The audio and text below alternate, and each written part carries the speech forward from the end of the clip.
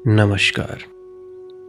आज की सत्संग वीडियो का विषय है, क्या सिर्फ संत महात्मा ही परमात्मा से मिलने का हक रखते हैं?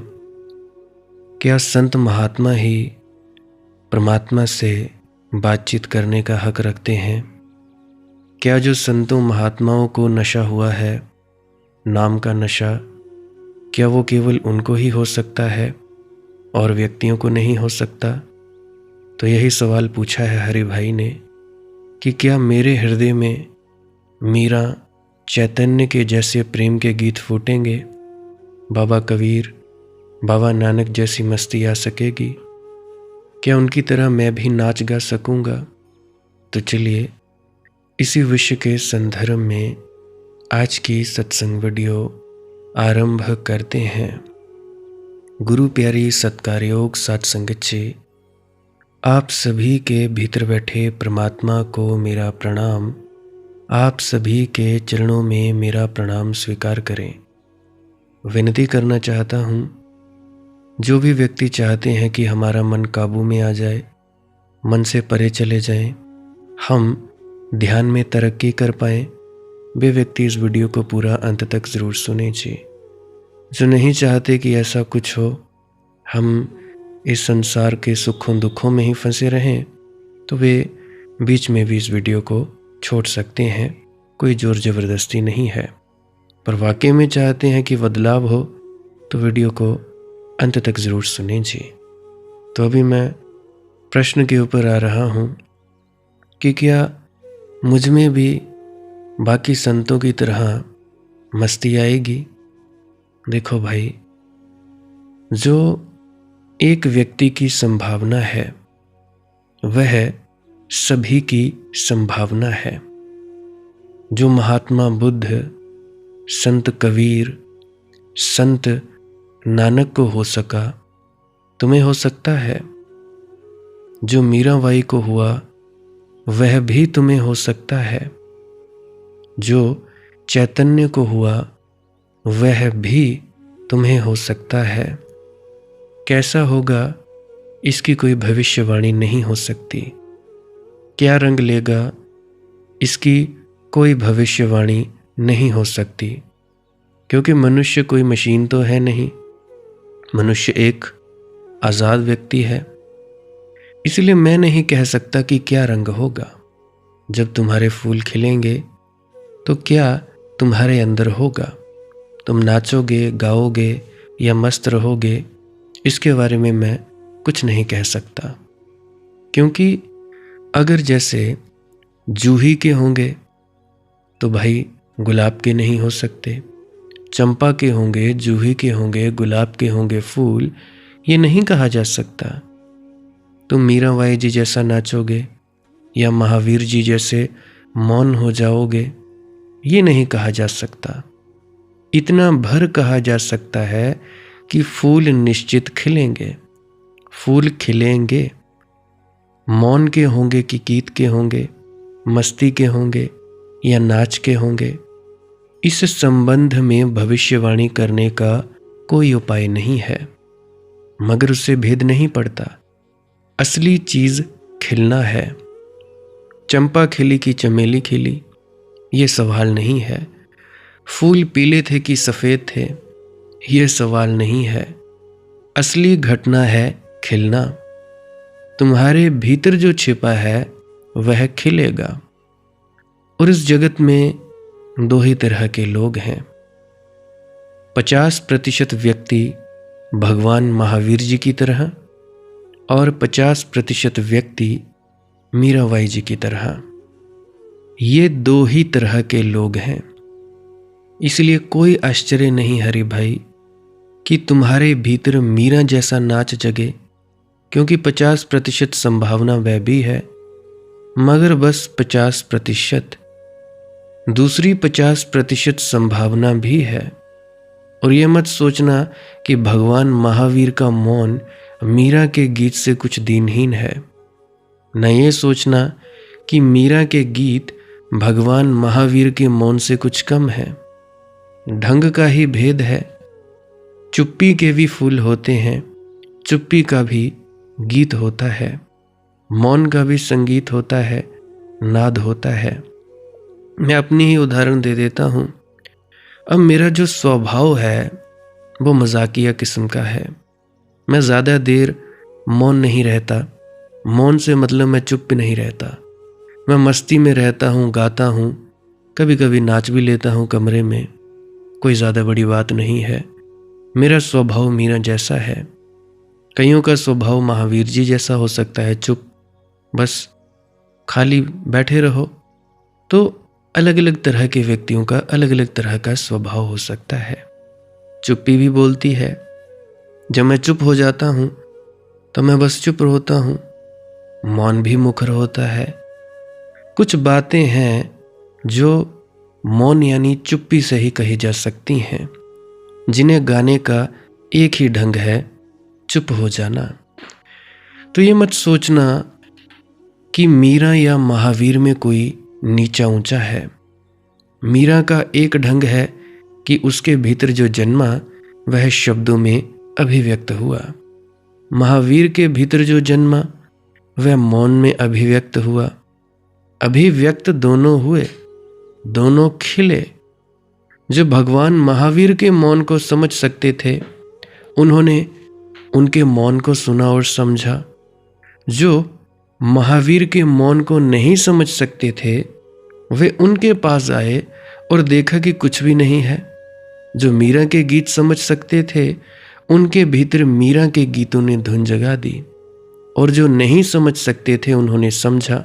निर्लज लोकलाज खोकर राह राह नाचती है, महारानी होकर, और यह ढंग अख्तियार किया।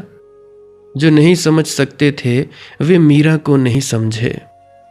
जो नहीं समझ सकते थे वे महावीर को नहीं समझे। जो समझ सकते थे वे महावीर को भी समझे, मीरा को भी समझे। लेकिन अगर तुम्हारे भीतर ऐसी सरसराहट मालूम होती हो कि मीरा तुम्हें आकर्षित करती हो, आंदोलित करती हो, तो हो सकता है तुम्हारी भी संभावना मीरा की तरह हो नाचने और गाने की। मगर संभावना ही कहूँगा। कल की बात हमें आज ना तो कहनी चाहिए, ना कही जा सकती है। कल की प्रतीक्षा करनी चाहिए। कल जो होगा शुभ होगा। और ये भी हो सकता है कि महावीर जैसे मौनी सद्गुरु के पास बैठो और गीत फूटे। और यह भी हो सकता है कि मीरा के गीत सुनो और मौन में डूब जाओ। ये सब संभावनाएं हैं। मगर अगर तुम्हारे मन में अभीप्सा है, प्रार्थना है, तो उसे दबाना भी मत। जो सहज हो, जो तुम्हारा स्वच्छंद हो, उसे प्रकट होने देना, पूरी तरह से प्रकट होने देना, रोकना मत। किए जाओ प्रार्थना। कब झंकृत करोगे?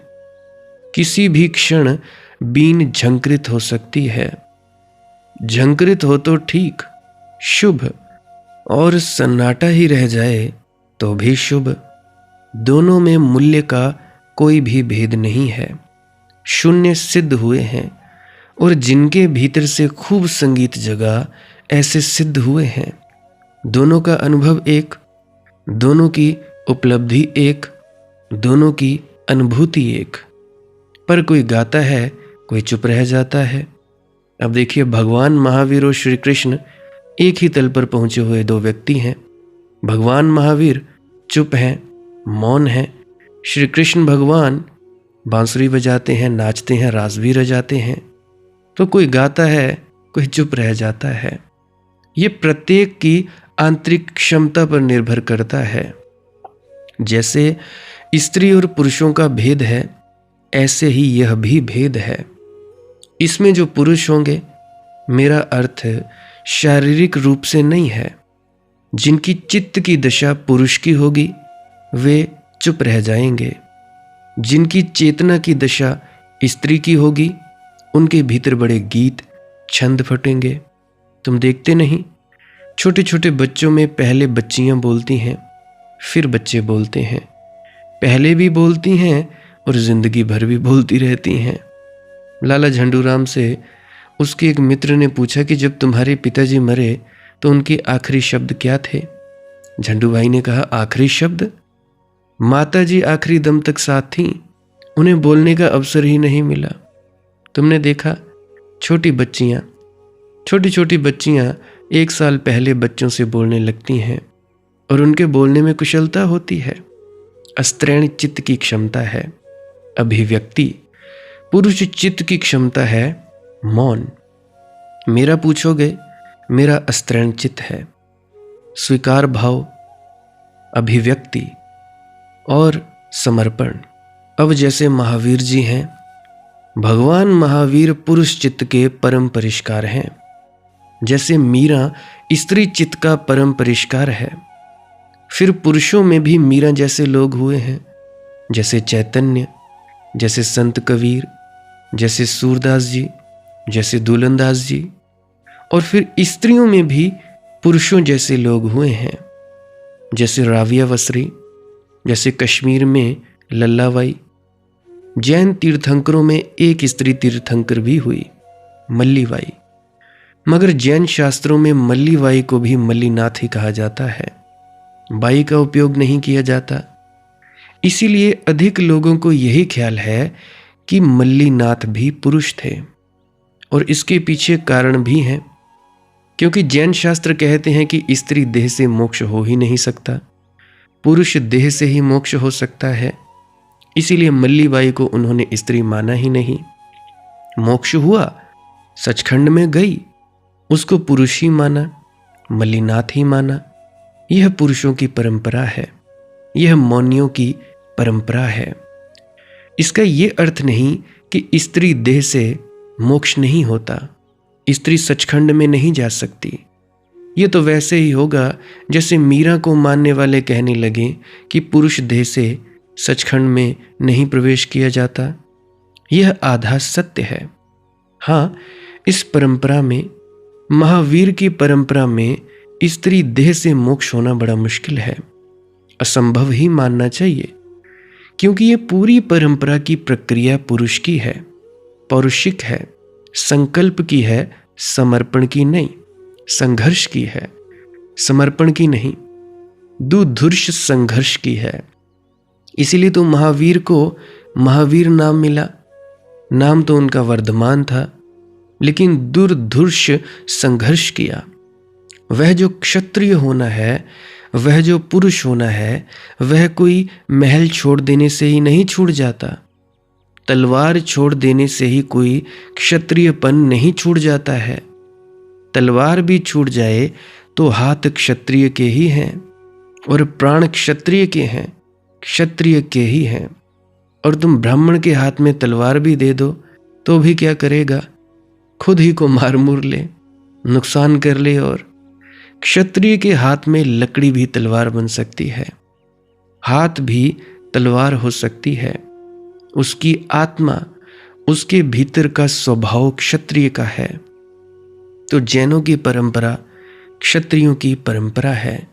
उनके 24 तीर्थंकर ही क्षत्रिय हैं। संघर्ष उसका स्वर है और मौन उसकी साधना है। इसलिए यह बात ठीक ही है कि अगर मल्लीबाई पहुंच गई तो चमत्कार है। मानना चाहिए कि वह पुरुष ही है, आंतरिक रूप से पुरुष ही है। और फिर तुम्हें पता है, कृष्ण भक्तों में ऐसे लोग भी हैं, जैसे मीरा ने कहा। मीरा जब गई वृंदावन के एक मंदिर में, जहाँ की स्त्रियों को आने की मनाही थी, क्योंकि मंदिर का पुजारी बड़े विक्षिप्त रूप से ब्रह्मचर्य के पीछे पड़ा था, स्त्री को देखता ही नहीं था, मंदिर के बाहर नहीं आता था और मंदिर में स्त्रियों को नहीं आने देता था। जब मीराबाई पहुंची तो उसने आदमी बाहर खड़े कर रखे थे कि मीरा को अंदर नहीं घुसने देना। मगर मीरा का नाच, उसकी मस्ती, वे भूल ही गए द्वारपाल, और मीरा नाचती भीतर प्रवेश कर गई। उन्हें याद जब तक याद आए तब तक तो वह भीतर पहुंच भी चुकी थी। पुजारी पूजा कर रहा था, उसके हाथ से थाल गिर गया घबराहट में। जो लोग दमन कर लेते हैं वासनाओं का, उनकी यही गति होगी। स्त्री को देखकर उसके हाथ से थाल गिर गया, ऐसी कमजोरी। बहुत नाराज हो गया। उसने मीरा से कहा कि भीतर क्यों प्रवेश किया? मेरे मंदिर में स्त्री को प्रवेश वर्जित है। मीरा ने जो वचन कहे वे याद रखने जैसे हैं। मीरा ने कहा, मैंने तो सोचा था कि कृष्ण के अतिरिक्त और कोई पुरुष नहीं है, तो आप भी एक पुरुष और हैं। मैंने तो सुन रखा है कि कृष्ण को जो भी मानते हैं वे सभी ये मानते हैं कि कृष्ण के अतिरिक्त और कोई पुरुष नहीं है। और आप ये क्या पूजा कर रहे हैं? किसकी पूजा कर रहे हैं? अभी तक सखी भाव पैदा नहीं हुआ, अभी तक राधा नहीं बने, अभी पुरुष हो तुम, अभी तक तुम पुरुष हो। तीर की तरह चुभ गई होगी छाती में बात, लेकिन क्रांति घट गई। पैरों में गिर पड़ा पुजारी। उसने कहा, मुझे क्षमा करें, यह तो मुझे ख्याल में भी नहीं आया कि केवल कृष्ण ही पुरुष हैं। कृष्ण के मार्ग पर तो कृष्ण ही पुरुष हैं, क्योंकि वह मार्ग अस्त्रैण चित्त का मार्ग है। परमात्मा एकमात्र पुरुष है, बाकी सब स्त्रियां हैं। ये समर्पण का मार्ग होगा। अगर तुम समर्पण के मार्ग से चल सको हरि भाई, तो तुम्हारे भीतर गीत पैदा होंगे, तुम्हारी बीणा बजेगी, तुम नाचोगे। अगर तुम समर्पण के मार्ग से न चल सको, संकल्प का मार्ग स्वीकार करो। वह तुम्हें रुचिकर लगे तो तुम्हारे भीतर मौन के फूल खिलेंगे। दोनों सुंदर, दोनों शुभ है, और दोनों में कुछ भी चुनाव करने की आवश्यकता नहीं है। जो तुम्हारे स्वभाव के अनुकूल होगा घटेगा, और वही उचित है। और जो तुम्हारे स्वभाव के अनुकूल हो उसी के अनुसार चलना। ऐसा ना कर लेना कि अपनी आकांक्षा को अपने स्वभाव के ऊपर थोपने लगो। ऐसा ना कर लेना कि स्वभाव तो संकल्प का हो और गीत और नाच होना चाहिए, इसीलिए अपने ऊपर आरोपित करने लगो संकल्प को छोड़कर समर्पण को, तो तुम झूठे हो जाओगे। तो फिर तुम्हारा नाच ऊपर ऊपर रहेगा, गीत ऊपर ऊपर रहेगा, तुम उससे भीगोगे नहीं, आर्द्र नहीं हो जाओगे, उससे कुछ लाभ नहीं होगा, ना होगा, कुछ भी नहीं होगा, व्यर्थ हो जाएगा। तो प्रत्येक व्यक्ति को अपनी निजता को ध्यान में रखना चाहिए। स्वधर्मे निधनम श्रेयः पर धर्मो भयावह। जो भगवान महावीर का धर्म है वह मीरा का नहीं है, जो मीरा का धर्म है वह भगवान महावीर का नहीं है। महावीर मीरा के रास्ते से चले, बड़े पाखंड में पड़ जाएंगे, और मीरा महावीर के रास्ते से चले तो मिथ्या हो जाएगी। इसीलिए कोई आकांक्षा थोपना मत। सहज भाव से अपने स्वभाव को, अपनी निजता को जियो। सहज समाधि भली रे संतो, सहज समाधि भली। तो अपने सहज स्वभाव से अपनी निजता को जियो।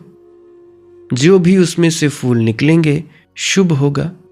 कोई नहीं जानता, बीज के टूटने के पहले कोई घोषणा नहीं कर सकता कि बीज टूटेगा, फूल कैसे होंगे, पत्ते कैसे होंगे। और यह शुभ है, यह सुंदर है कि मनुष्य के संबंध में भविष्यवाणी नहीं हो सकती। मनुष्य की स्वतंत्रता ऐसी है। हाँ, तुम्हारे संबंध में छोटी छोटी भविष्यवाणियां हो सकती हैं, वही ज्योतिषी तुम्हारे संबंध में करते हैं, मगर वे व्यर्थ की बातें हैं, बाहर की बातें हैं। भीतर की बातों के संबंध में कोई भविष्यवाणी नहीं हो सकती। कोई ज्योतिषी नहीं कह सकता कि किस घड़ी में, किस मुहूर्त में ध्यान फलित होगा। कोई ज्योतिषी नहीं कह सकता। हाँ, ये बता सकता है कि लॉटरी की टिकट मिलेगी या नहीं लगेगी, नंबर लगेगा या नहीं लगेगा, सट्टा लगेगा कि नहीं लगेगा, कि तुम्हारा घोड़ा जीतेगा कि नहीं जीतेगा, कि धंधे में लाभ होगा कि नहीं होगा। इस तरह की क्षुद्र बातें बता सकता है, क्योंकि ये क्षुद्र बातें गणित के भीतर आ जाती हैं। लेकिन कुछ ऐसा विराट भी है जो गणित के बाहर छूट जाता है, तर्क के बाहर छूट जाता है, ना कभी भीतर आता है ना आ सकता है। तो भाई, दुनिया में अगर जीना है, काम धंधा करना है, कुछ भी करना है, आना है जाना है, गृह प्रवेश करना है, घर बनाना है, तो तुम ज्योतिष के हिसाब से चलो। चल सकते हो, नहीं भी चल सकते हो, परंतु ध्यान में ज्योतिष काम नहीं करता। बाहरी संसार में ज्योतिष काम करता है। ये सूरज, ये ग्रह नक्षत्र, ये चांद, ये तारे, ये सभी हमारे शरीर पर प्रभाव डालते हैं। छोटी सी उदाहरण देता हूँ। अब अगर सूरज ना निकले, रात ही रात रहे, तो शरीर ठंडा महसूस करेगा। सूरज निकल जाए तो शरीर गर्म महसूस करेगा। सूरज की ही किरणों के माध्यम से हमारा खाना पकता है। कैसे? सूरज की किरणें जब पौधों पर पड़ती हैं तो उससे वे अपना भोजन पकाते हैं। भोजन पकाते हैं तो वो फलीभूत होते हैं, उससे हमें भोजन मिलता है। जो ऊर्जा सूरज की उन पौधों में गई, उन्होंने अपना भोजन बनाया। भोजन बनाया, उन्होंने अपने फल बनाए। फल बनाए, वो फल को हम खाते हैं। ऐसा ही है ना? तो सूरज का प्रभाव हम पर पड़ा कि नहीं पड़ा? बारिश है, बारिश अगर हो जाए तो फसल अच्छी, ना होए तब भी बुरी बात। ज़्यादा हो जाए बारिश तब भी फसल अच्छी नहीं। तो कितना ज़्यादा प्रभाव पड़ता है। अब ये 28 दिन का चंद्रमा का सर्कल होता है। चंद्रमा पृथ्वी के इर्द गिर्द घूमता है।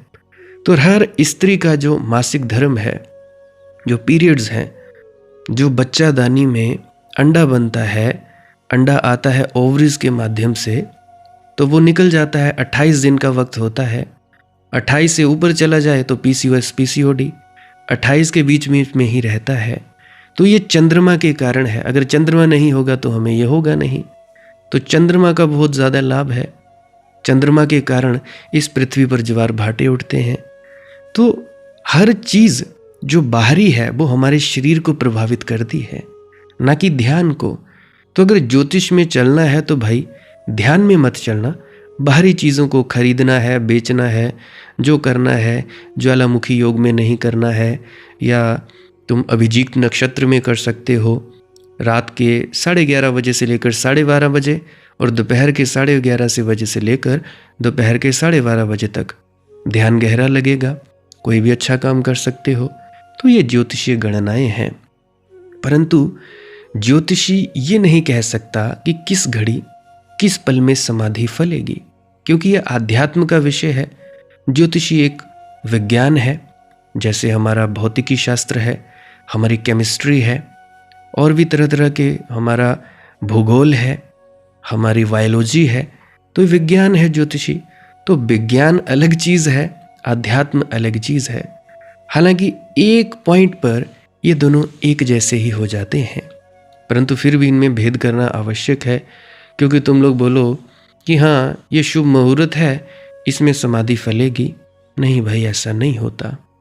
कोई नहीं कह सकता किस घड़ी किस पल में समाधि फलेगी, और कोई नहीं कह सकता कि तुम्हारी समाधि में कैसे फूल लगेंगे। कोई भी नहीं कह सकता। लगेंगे तभी लोग जानेंगे, लगेंगे तभी तुम भी जानोगे। इतना ही मैं कह सकता हूं कि अगर चलते रहो तो एक दिन पहुंच जाओगे। एक दिन फूल जरूर लगेंगे और तुम भी चमत्कृत होोगे, और तुम भी विस्मय विमुग्ध होोगे, क्योंकि तुम्हारे लिए भी वे बिल्कुल अनजान और अपरिचित होंगे, नए होंगे। तुम्हारी भी उनसे मुलाकात पहली बार होगी। तुम अपने आमने सामने पहली बार खड़े होोगे, अपने परम सौंदर्य को पहली बार देखोगे। उस संबंध में कुछ भी नहीं कहा जा सकता। लेकिन अगर तुम्हें लगता हो कि तुम्हारे स्वभाव के अनुकूल तुम्हारी प्रार्थना है, तो जरूर प्रार्थना करो। यही तुम्हारे लिए मार्ग है। अगला प्रश्न, संतों की सेवा का इतना महत्व क्यों है?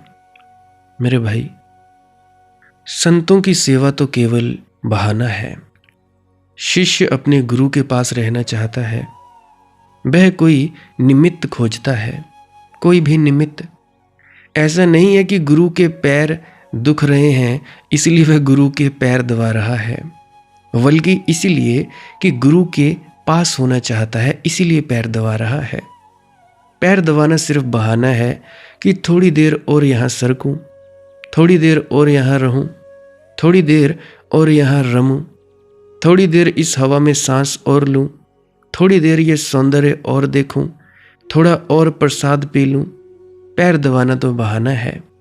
कि कोई छोटा मोटा काम गुरु का कर दूं, कि आंगन में बुहारी लगा दूं, कि उसके कपड़े धो दूं, कि उसके लिए रोटी पका दूं।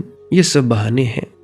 हालांकि ये सब चीज़ें पुराने ज़माने में ज़्यादा होती थी कि कपड़े धोना, रोटी बनाना।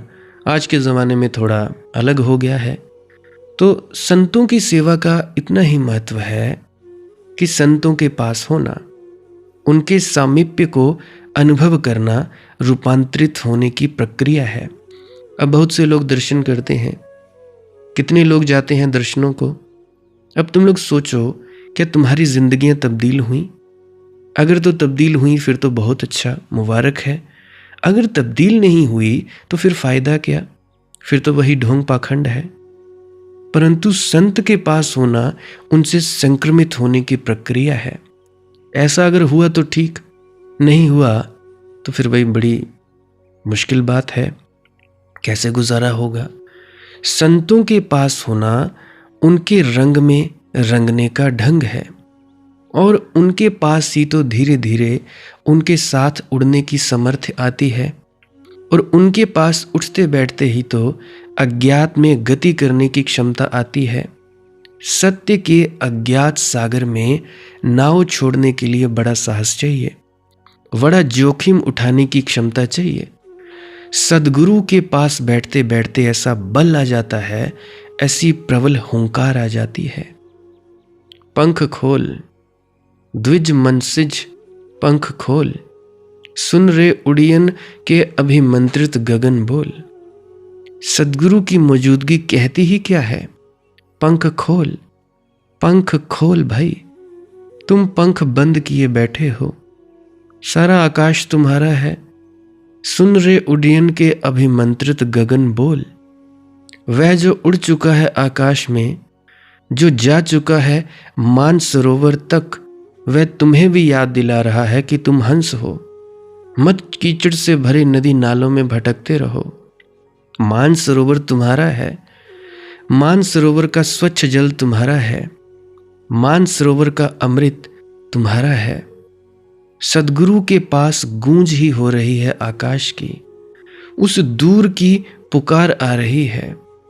किसी तरह और थोड़ी देर सदगुरु के पास होने का मौका मिल जाए, इस बहाने तो सही, इस बहाने, उस बहाने सही तो उस बहाने। पास होने की आकांक्षा, क्योंकि उस पास होने में ही उपनिषद का जन्म होता है। उस पास होने में ही वेदों के मंत्रों उच्चार सुने जाते हैं।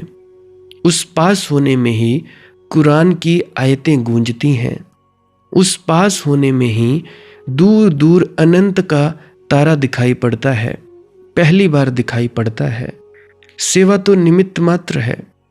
असली बात इतनी है कि जितना पिया जा सके, सरोवर के पास जितना बैठा जा सके, उतना पियो और बैठो। देखिए, सत्य के अज्ञात सागर में नाव छोड़ने के लिए अकेले साहस नहीं चाहिए। साहस संक्रामक होता है। सदगुरु के पास बैठते बैठते वह साहस भीतर उतर आता है। ऐसा नहीं कि उन्होंने कुछ कहा, बस वे हैं, और उनका होना ही एक हुंकार बन जाता है। अब उपनिषद का क्या अर्थ है? उपनिषद, जिसका अर्थ है पास बैठना।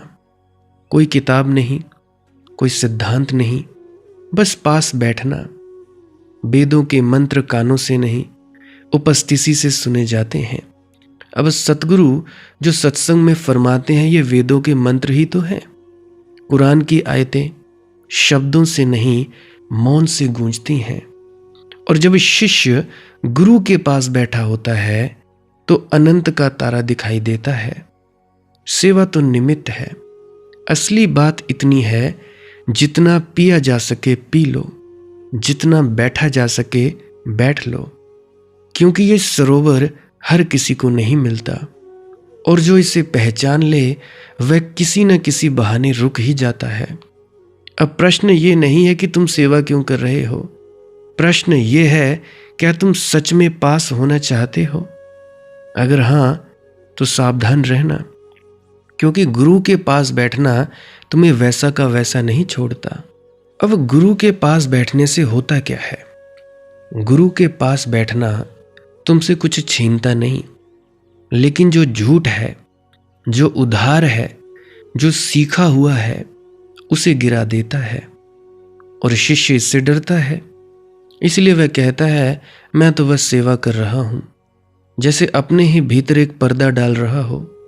लेकिन सच यह है, सेवा नहीं, तुम्हारी उपस्थिति दांव पर है।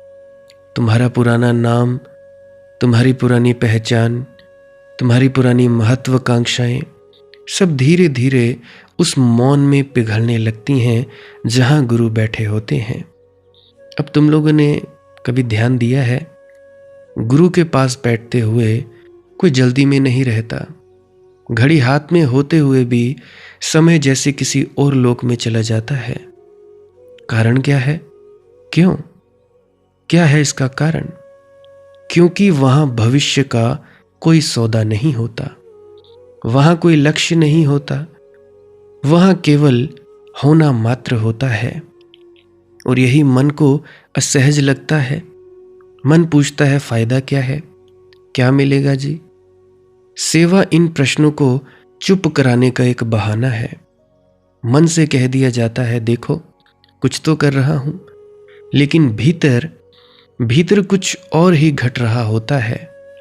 गुरु के पास बैठते बैठते तुम्हें पहली बार अपने अंतर की आवाज सुनाई देती है।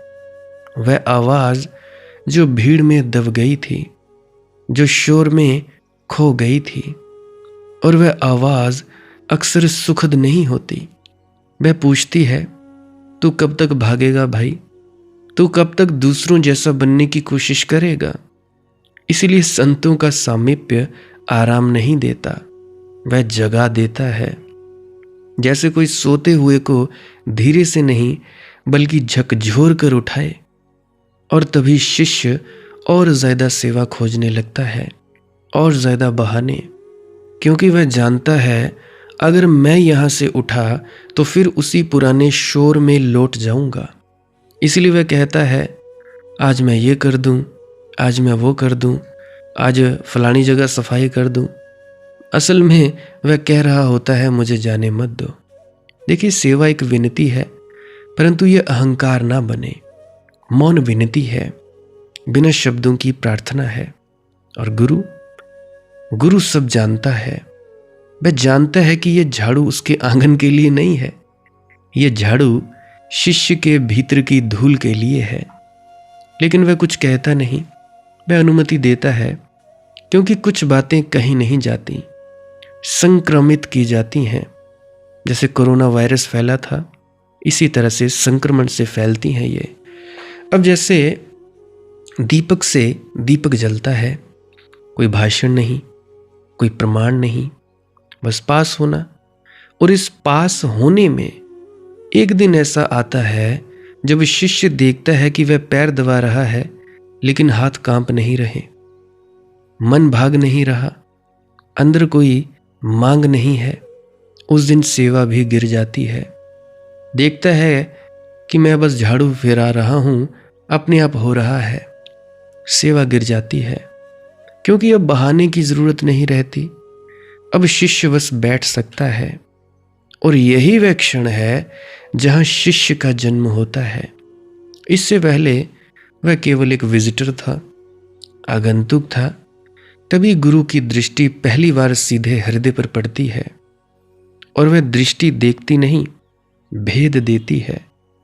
उस क्षण ना कोई वेद है, ना कोई कुरान है, ना कोई गीता, ना कोई और पुस्तक है, लेकिन सब कुछ उपस्थित होता है। और यहां से असली यात्रा शुरू होती है। क्योंकि अब प्रश्न ये नहीं कि तुम गुरु के पास क्यों बैठे हो, अब प्रश्न ये है कि क्या तुम उड़ने के लिए तैयार हो। क्योंकि पास बैठने से पंख उगाते हैं, और पंख उगने के बाद घोंसले भारी लगने लगते हैं, बिल्कुल भारी लगने लगते हैं भाई। एक बात और भी मेरे ख्याल में ले लेना, हर शिष्य उड़ नहीं पाता। और यह बात सुनने में कठोर लगती है, लेकिन सत्य कभी सांत्वना देने नहीं आता, वह जगाने आता है। कुछ शिष्य गुरु के पास रहते हैं, सालों रहते हैं, जीवन भर रहते हैं, फिर भी उड़ नहीं पाते। कारण क्या है? क्योंकि पास होना और खो जाना दो अलग बातें हैं। वे सेवा करते हैं पर सौदे के साथ, वे झाड़ू लगाते हैं पर भीतर हिसाब रखते हैं, वे मन में उम्मीदें दबाए रखते हैं, और जहां उम्मीद है वहां अभी भी मैं बचा हुआ है। गुरु के पास बैठना मैं को असहज कर देता है, इसलिए मैं सेवा को ढाल बना लेता है। कहता है, देखो मैं तो अच्छा शिष्य हूं, लेकिन गुरु अच्छे शिष्य नहीं खोजता, वह खाली पात्र खोजता है। याद रखना, सेवा तब तक साधना है जब तक वह तुम्हें हल्का कर रही है। जिस दिन वह तुम्हें भारी करने लगे उस दिन वह बंधन बन जाती है। इसलिए कुछ शिष्य सेवा में ही अटके रहते हैं। उन्हें लगता है यही सब कुछ है, सेवा की मुक्ति मिल जाएगी, कोई बाबा लेने आ जाएंगे। नहीं भाई, वे नहीं जानते कि सेवा तो सीढ़ी का पहला पायदान है। सीढ़ी पर घर नहीं बनाया जाता, और गुरु कभी किसी को सीढ़ी पर रोकता नहीं, वह बस खड़ा रहता है। जो तैयार होता है वह आगे बढ़ जाता है, जो डरता है वह पीछे ही झाड़ू लगाता रहता है। डर किस बात का? डर इस बात का कि अगर मैं उड़ गया तो मैं कौन रहूंगा। क्योंकि उड़ान पहचान छीन लेती है, नाम छीन लेती है, कहानी छीन लेती है। गुरु के पास उड़ने की तैयारी यही है कि सब कुछ खोने की तैयारी, और यह तैयारी किसी तपस्या से नहीं आती, यह आती है बस पास बैठे रहने से। दिनों नहीं, सालों नहीं, क्षणों में। कभी कभी एक दृष्टि ही काफी होती है, एक मौन ही काफी होता है, एक सांस ही काफी होती है, और तभी वह क्षण आता है जिसका कोई नाम नहीं। शिष्य देखता है गुरु सामने है, लेकिन दूरी नहीं है। शरीर अलग है, लेकिन केंद्र एक है। उस क्षण न सेवा बचती है और न ही सेवक, न गुरु बचता है न शिष्य, बस उड़ान की संभावना बचती है। लेकिन यहीं अधिकांश लोग पीछे हट जाते हैं, क्योंकि अज्ञात सागर में नाव छोड़ने का अर्थ है किनारा छोड़ना, और किनारा भले ही दुख देता हो लेकिन परिचित होता है। गुरु तुम्हें धक्का नहीं देता, वह आमंत्रण देता है, और आमंत्रण स्वीकार करने के लिए ही हिम्मत चाहिए। अब समझ में आ रहा है सेवा क्यों जरूरी है और कब जरूरी नहीं है। इसीलिए नहीं कि गुरु को तुम्हारी जरूरत है, बल्कि इसीलिए कि तुम्हें अपने डर से गुजरने का एक नरम रास्ता मिल जाए। सेवा डर और उड़ान के बीच का पुल है, और जब यह पुल पूरा पार हो जाता है तब सेवा भी छूट जाती है। तब शिष्य पहली बार सच में अकेला होता है, लेकिन यह अकेलापन सूना नहीं होता, यह अनंत से भरा होता है। और यहीं इस यात्रा का सबसे बड़ा रहस्य छिपा है कि गुरु के पास रहना तुम्हें गुरु नहीं बनाता, वह तुम्हें तुम्हारे होने में जगह देता है। यही होता है भाई, अंत में गुरु अलग हो जाता है, और यही वह क्षण है जहां अधिकांश शिष्य समझ नहीं पाते। वे सोचते हैं सब कुछ यहीं खत्म हो गया जी, जिसके लिए इतना पास बैठे वही अब दूर हो गया। लेकिन सच ठीक उल्टा है, गुरु कभी दूर नहीं जाता, वह भीतर चला जाता है। जब तक शिष्य किसी न किसी बहाने गुरु के पास बैठा रहता है तब तक गुरु बाहर दिखाई देता है।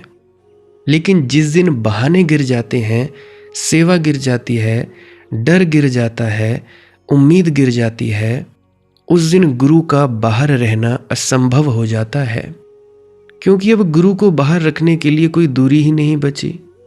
यही वह क्षण है जहां गुरु शिष्य को छोड़ देता है, और लोग इसे क्रूरता समझ लेते हैं, लेकिन यह करुणा की पराकाष्ठा है। क्योंकि अगर गुरु तुम्हारे सामने ही बना रहे तो तुम खुद कैसे बनोगे? अगर दीपक हमेशा तुम्हारे सामने जलता रहे तो तुम्हारे भीतर अग्नि कैसे जलेगी? इसीलिए गुरु पीछे हटता है, दिखावे से हटता है, शब्दों से हटता है, आश्रय से हटता है, क्योंकि तुम पहली बार अपने ही भीतर खड़े हो सको। यही वह क्षण है जहां शिष्य सबसे ज्यादा अकेला लगता है, और यही वह क्षण है जहां अधिकतर लोग पीछे मुड़ जाते हैं। वे कहते हैं, पहले तो गुरु पास थे, पहले तो शांति थी। उन्हें नहीं पता कि यह असहजता शांति के टूटने से नहीं, जन्म से आती है। अब तुम अपने ही आकाश में खड़े हो। अब कोई झाड़ू नहीं, कोई बहाना नहीं, अब तुम्हें ही उड़ना है।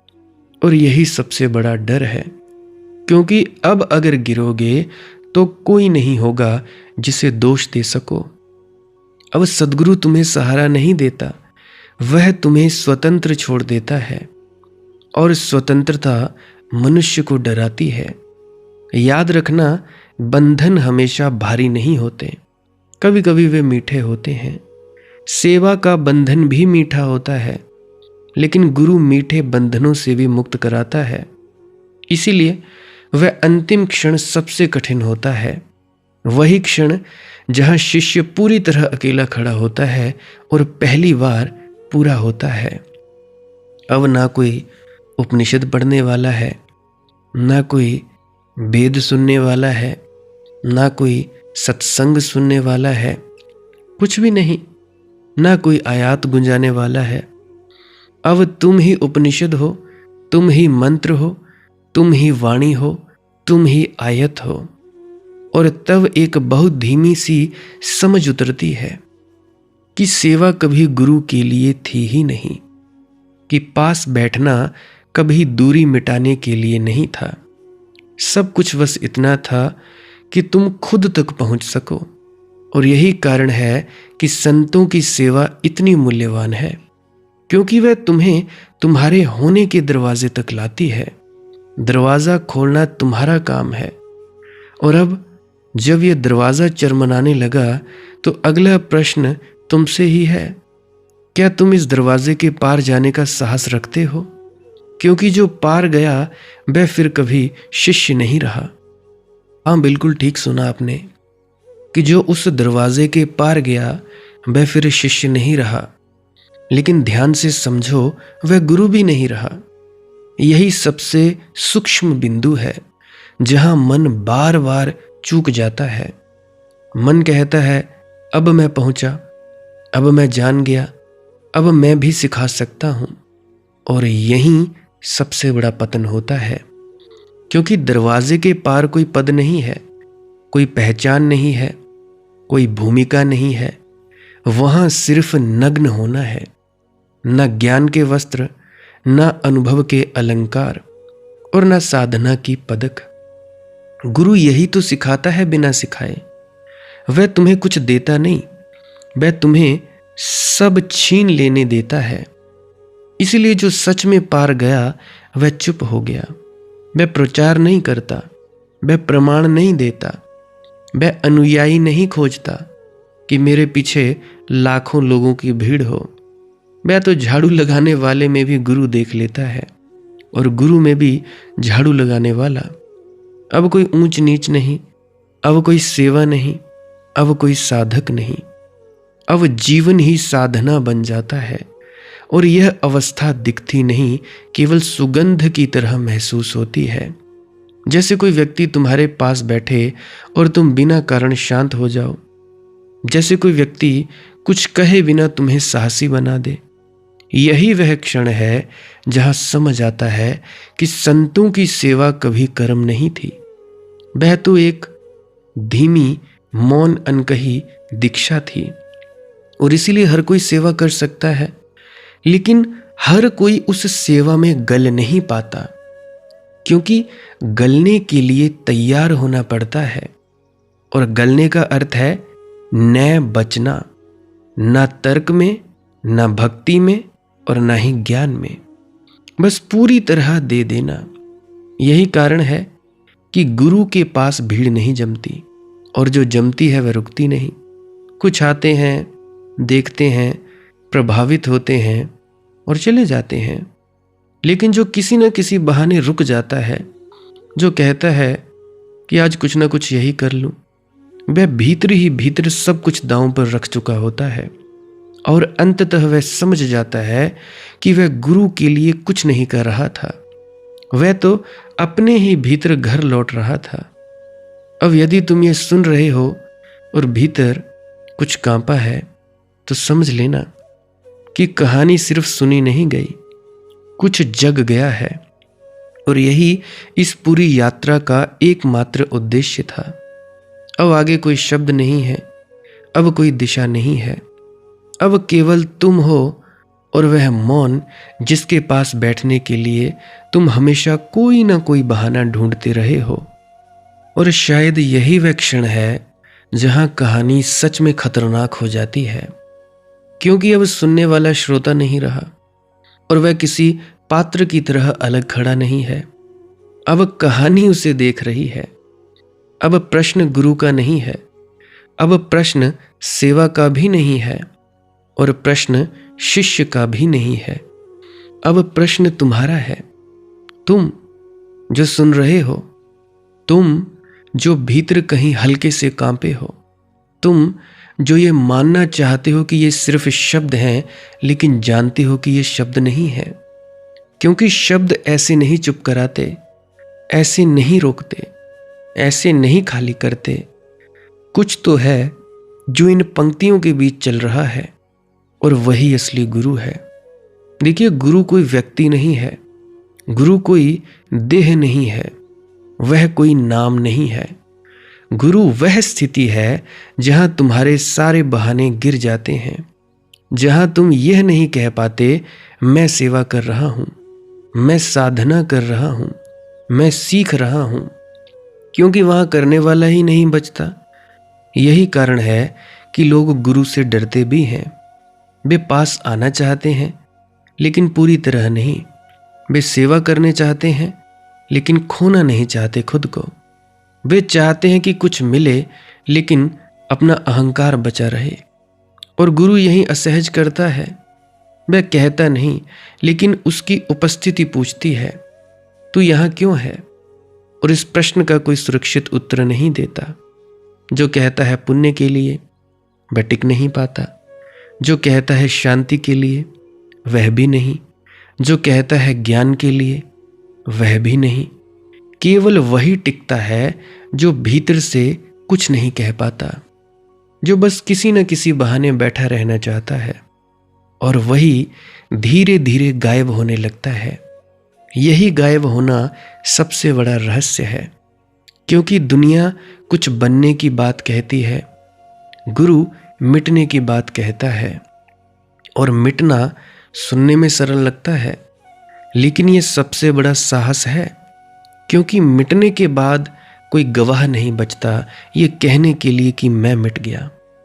यही कारण है कि गुरु अंत में किसी को कुछ देता नहीं, वह बस सब कुछ ले लेता है, और फिर एक दिन बिना घोषणा के, बिना विदाई के, तुम पाते हो कि तुम अभी भी चल रहे हो, सांस ले रहे हो, काम कर रहे हो, लेकिन तुम नहीं हो।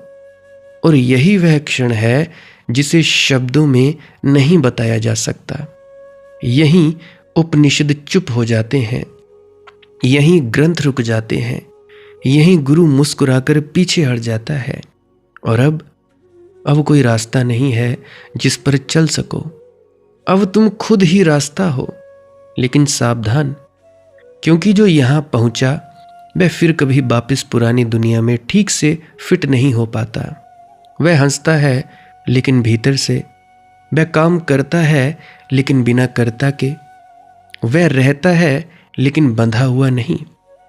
और यही अंतिम रहस्य है जिसे आज नहीं खोला जाएगा, क्योंकि कुछ बातें सुनी नहीं जाती, वे घटती हैं।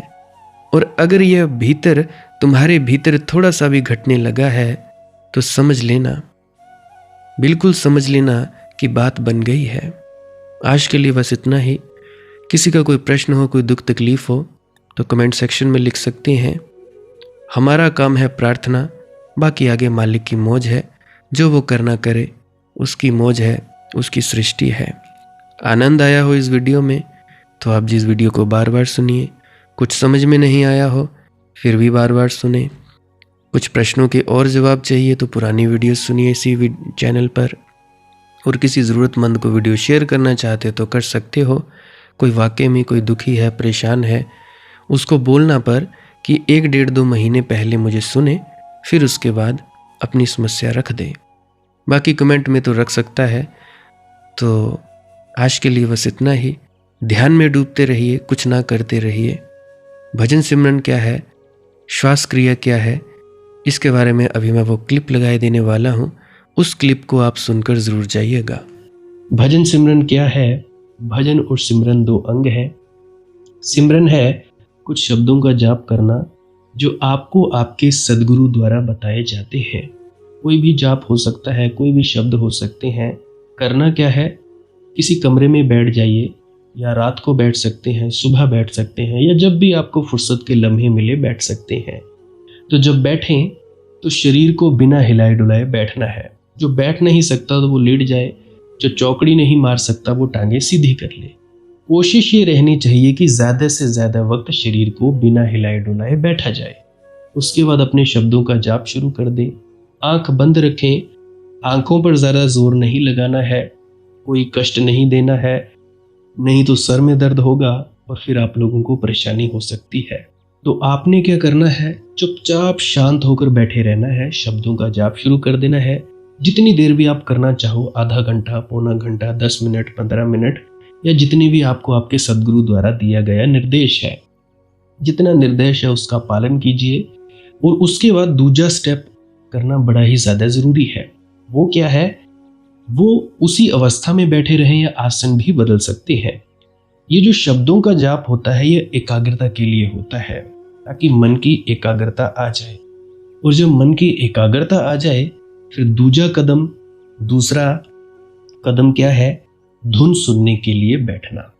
चुपचाप बैठे रहें, आंख बंद है, शब्दों का जाप बंद कर देना है। और अगर कोई भी आपके गुरु महाराज है, उनको आप स्मरण कर रहे थे, याद कर रहे थे, आंखों के सामने शक्ल ला रहे थे, तो उसको लाना बंद कर दीजिए। शब्द धुन सुन रही है तो सुनते रहिए। आंख बंद करके अंधेरे में ही टिके रहें। टिके रहना है और ये इच्छा नहीं करनी है कि कुछ दिखे, कहीं पहुंचा जाए, परमात्मा को पाना है, ये करना है, वो करना है। याद रखें, ना कुछ समझना है, ना कुछ देखना है।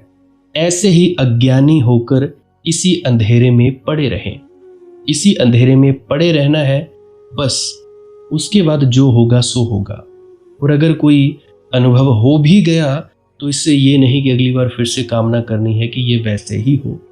कामना ही सबसे बड़ी अड़चन है, इच्छा ही सबसे बड़ी अड़चन है, किसी चीज की तृष्णा करना ही सबसे बड़ी अड़चन है, मांग ही वासना है। अगर परमात्मा चाहिए तो कुछ नहीं मांगना है, चुपचाप बस बैठो, अपने आराम में बैठो, अपने विश्राम में बैठो। धीरे धीरे धीरे वो होगा जो होना चाहिए। अगर मैं ज़्यादा बोलूँगा तो आप लोग फिर से उसकी कल्पना कर लोगे कि जी ऐसा होता है, खंड ब्रह्मांड ऐसे होते हैं, चांद तारे दिखेंगे, फलाना ढिकाना। तो मैं ऐसा नहीं कहूँगा। मैं बस इतना कहूँगा, जो कुछ दिखता है, कुछ भी दिख जाए, वो मन है, वो माया है। जो नहीं दिखता वही आत्मा है, वही आत्मा में होना है। अब जैसा कि तुम लोग इसी अंधेरे में टिके रहोगे, टिके रहोगे, टिके रहोगे, तो कुछ दिनों के बाद या महीनों के बाद एक प्रकाश आएगा। वो प्रकाश पूरे शरीर में फैलता जाएगा और धीरे धीरे तुम इस प्रकाश के सहारे अपने आप में स्थित होगे। अब देखो, इस प्रकाश को देखने वाले भी तुम हो और इस शब्द धुन को सुनने वाले भी तुम हो। अब जो ये शब्द धुन को सुनता है और प्रकाश को देखता है, ये तुम हो। तो अपने आप में स्थित होना है, अपने आप को जानना ही सच्चा आत्मज्ञान है। खुद को जानना, खुद को जान लिया, मालिक को फिर जान जाओगे। तो इतनी सी प्रक्रिया है। और आगे आप श्वास क्रिया भी कर सकते हो। ये मुझे बताई गई थी विजय शर्मा जी द्वारा। वो एक उच्च कोटि के संत हैं, तो उन्होंने मुझे बताई, और मेरा फर्ज बनता है कि आप सभी को बताऊं। वैसे तो मैं रोज़ रोज़ बताता हूँ, फिर भी आज फिर से बता रहा हूँ। श्वास क्रिया क्या है? नाक से सांस लेना है, मुंह से छोड़ना है। लंबा सांस लेना है नाक से और मुंह से छोड़ देना है। 15 मिनट करें, 20 मिनट करें, आधा पौना घंटा, जितनी देर भी आप कर सकते हो करें। करने के बाद करना कुछ नहीं है, चुपचाप आंख बंद करके बैठ जाना है। लेट सकते हो तो लेट सकते हैं, वो आपकी अपनी इच्छा है। नींद आ जाए तो सो जाना है, शरीर को कष्ट नहीं देना है। अगर सर घूमे घूमने देना है, अगर आपका शरीर कांपे तो कांपने देना है। उसकी आपने दिक्कत, परेशानी और चिंता नहीं लेनी है, ये सब होता ही है। और मरने से डर लगे तब भी नहीं डरना है, ये होता ही है। क्या कहा मैंने? 15 से 20 मिनट कर सकते हैं, उसके बाद चुपचाप बैठें और अपने भीतर अपने आप उतर जाओगे। ठीक है जी। प्रेग्नेंट लेडीज़ बिल्कुल ना करें, जिनको दिल की बीमारी है या गोलियां वगैरह खाते हैं वो भी बिल्कुल ना करें, और बाकी सब कर सकते हैं। जिनको नींद नहीं आती वो अवश्य करें, और जिनको थोड़ा डिप्रेशन रहता है वो भी अवश्य करें, और जिनके बच्चे थोड़ी पढ़ाई में कमज़ोर हैं वो भी ज़रूर करें। बाकी आपकी मौज है, करना हो करिए, नहीं तो आपकी अपनी अपनी इच्छा है। और ध्यान दें, जब सिमरन करें तो उसके बाद सीधा भजन पे बैठें, और जब ये श्वास क्रिया करें तो उसके बाद सीधा भजन के लिए बैठें। अलग अलग प्रक्रियाएं हैं, एकाग्रता के लिए है श्वास क्रिया और एकाग्रता के लिए ही है भजन सिमरन। सिमरन भी एकाग्रता के लिए और श्वास क्रिया भी एकाग्रता के लिए। ठीक है, मिक्स नहीं करना है, अलग अलग करिए। अगर श्वास क्रिया करी तो उसके बाद सीधा धुन सुनने पर बैठें। अगर सिमरन के शब्दों का जाप किया उसके बाद फिर से धुन सुनने पर बैठें। बाकी आपकी अपनी मौज है, जो आपको रुचे वो कर सकते हो। अगर धुन सुनने लगे तो धुन सुनने पर ही डायरेक्ट बैठा जाए, परंतु श्वास क्रिया मत छोड़ना, क्योंकि श्वास क्रिया करने से शारीरिक, मानसिक और आध्यात्मिक लाभ मिलता है। तो बाकी आप कीजिए, आपकी मौज है। राधा स्वामी जी। नमस्कार।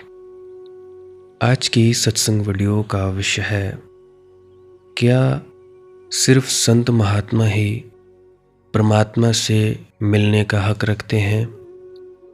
क्या संत महात्मा ही परमात्मा से बातचीत करने का हक रखते हैं? क्या जो संतों महात्माओं को नशा हुआ है, नाम का नशा, क्या वो केवल उनको ही हो सकता है और व्यक्तियों को नहीं हो सकता?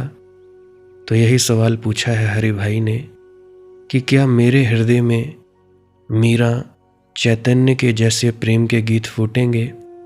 बाबा कबीर, बाबा नानक जैसी मस्ती आ सकेगी? क्या उनकी तरह मैं भी नाच गा सकूंगा? तो चलिए इसी विषय के संदर्भ में आज की सत्संग वीडियो आरंभ करते हैं। गुरु प्यारी सत्कारयोग सत्संगत से आप सभी के भीतर बैठे परमात्मा को मेरा प्रणाम, आप सभी के चरणों में मेरा प्रणाम स्वीकार करें। विनती करना चाहता हूँ, जो भी व्यक्ति चाहते हैं कि हमारा मन काबू में आ जाए, मन से परे चले जाएं, हम ध्यान में तरक्की कर पाएं, वे व्यक्ति इस वीडियो को पूरा अंत तक ज़रूर सुने जी।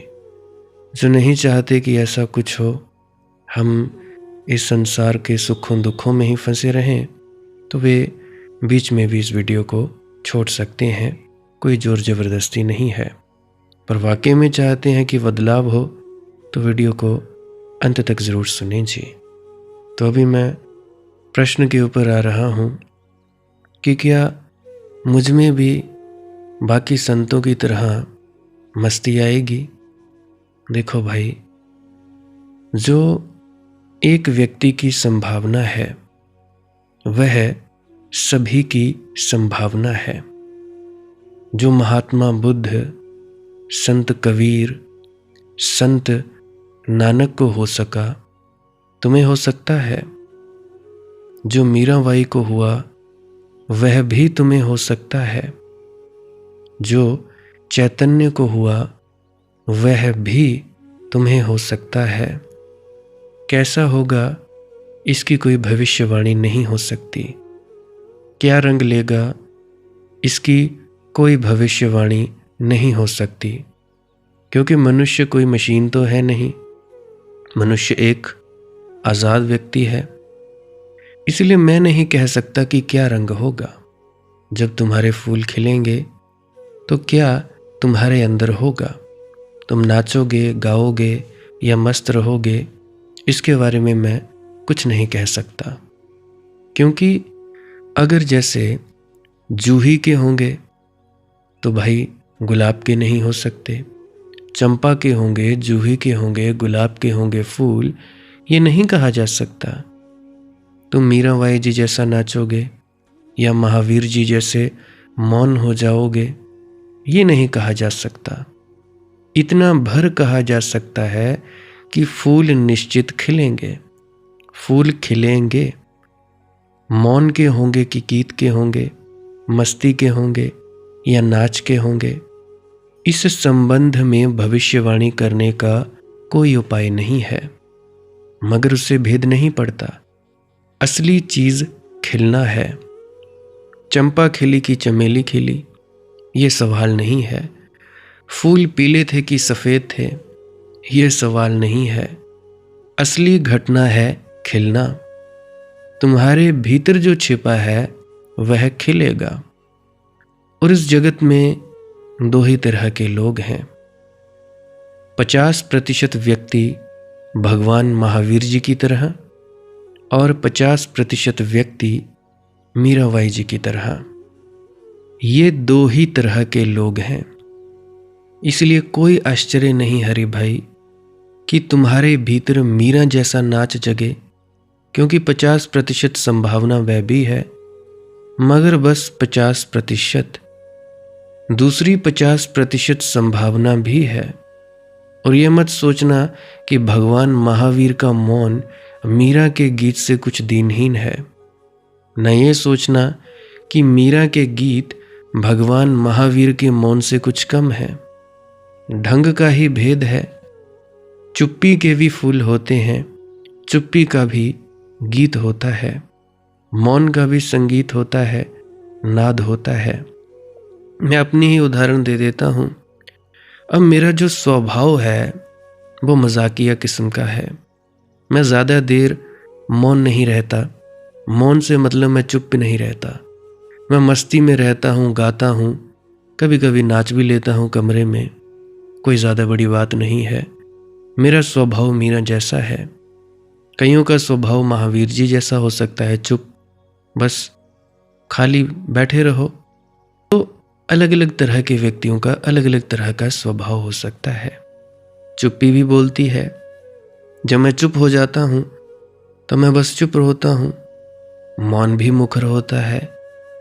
कुछ बातें हैं जो मौन यानी चुप्पी से ही कही जा सकती हैं, जिन्हें गाने का एक ही ढंग है, चुप हो जाना। तो ये मत सोचना कि मीरा या महावीर में कोई नीचा ऊंचा है। मीरा का एक ढंग है कि उसके भीतर जो जन्मा वह शब्दों में अभिव्यक्त हुआ। महावीर के भीतर जो जन्मा वह मौन में अभिव्यक्त हुआ। अभिव्यक्त दोनों हुए, दोनों खिले। जो भगवान महावीर के मौन को समझ सकते थे, उन्होंने उनके मौन को सुना और समझा। जो महावीर के मौन को नहीं समझ सकते थे, वे उनके पास आए